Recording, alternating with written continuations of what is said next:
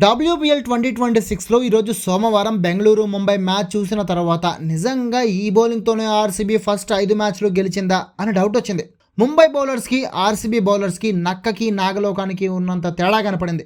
ముంబై బౌలర్లు perfect line and లెంగ్త్తో strong pace generate చేస్తూ వికెట్లే టార్గెట్గా బౌలింగ్ చేసి ఆర్సీబీ బ్యాటర్లను వణికించారు. కానీ ఆర్సీబీ బౌలర్స్ మాత్రం కంప్లీట్గా లైన్ అండ్ లెంగ్త్లో బౌలింగ్ చేయాలనే విషయమే మర్చిపోయారు.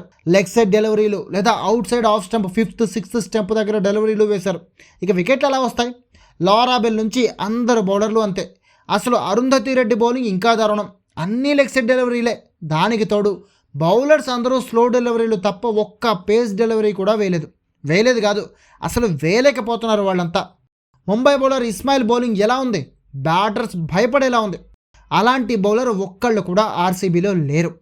అసలు ఆర్సీబీ బౌలింగ్ ఎలా ఉందంటే, ఆర్సీబీ బౌలర్స్ బౌలింగ్ చేస్తే బాల్ వచ్చేలోపు ముంబై బ్యాటర్లు ఓ నిద్రపోయి లేచి కొట్టచ్చు, అంత టైమింగ్ ఇస్తూ బౌలింగ్ చేశారు.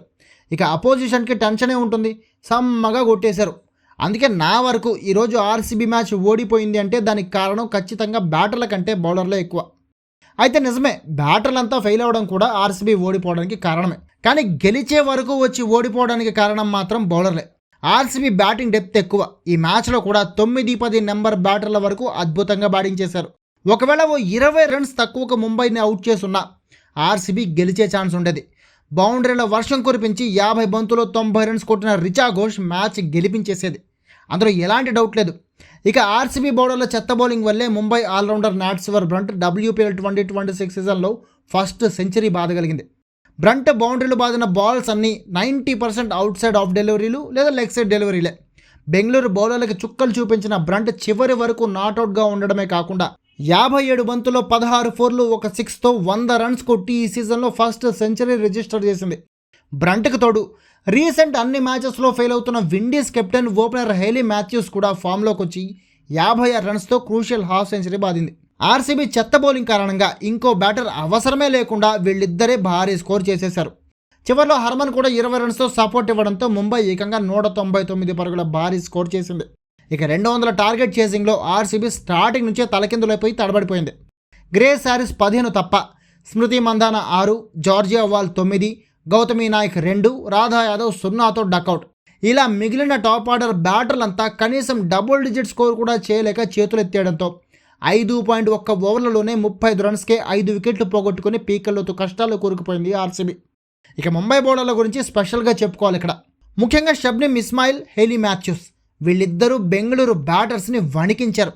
వీళ్ళిద్దరి దెబ్బకి ఆర్సీబీ బ్యాటర్లు షాట్స్ ఆడడం దేవుడెరుగు, కనీసం బాల్ని టైమింగ్ కూడా చేయలేకపోయారు. వరుస ఓవర్లలో వెంటనే వికెట్ సమర్పించుకుని ఓటమి వైపు అడుగులేశారు. చివరిలో రిచా ఘోష్ 50 బంతుల్లో 90 రన్స్ కొట్టి ఒంటరి పోరాటం చేసిన భారీ స్కోర్ కావడంతో గెలిపించలేకపోయింది. చివరికి ఆర్సీబీ 9 వికెట్లకి 184 రన్స్ మాత్రమే చేసి 15 రన్స్ తేడాతో మ్యాచ్ ఓడిపోయింది. ఈ ఓటమితో ఆర్సీబీ ఈ సీజన్లో కంటిన్యూస్గా 2వ మ్యాచ్ కూడా ఓడిపోయినట్లయింది. అయితే ముంబైకి మాత్రం ఈ విన్ చాలా పెద్ద రిలీఫ్ ఇచ్చింది.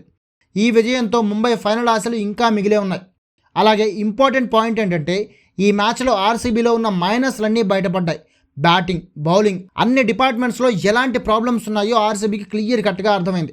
మరి నెక్స్ట్ మ్యాచ్కైనా ఈ మైనస్లన్నీ ఓవర్కమ్ చేస్తుందేమో చూడాలి. అయితే ముంబై మాత్రం అద్భుతంగా ఆడడమే కాకుండా ఈ మ్యాచ్లో గెలిచి WPL హిస్టరీలో ఏ సీజన్లోనూ 2 మ్యాచ్ల్లో ఆర్సీబీ చేతిలో ఓడిపోయిన రికార్డును కూడా కాపాడుకుంది. అలాగే 6 పాయింట్లతో పాటు బెటర్ రన్ రేట్తో పాయింట్స్ టేబుల్లో సెకండ్ ప్లేస్కి చేరుకుంది.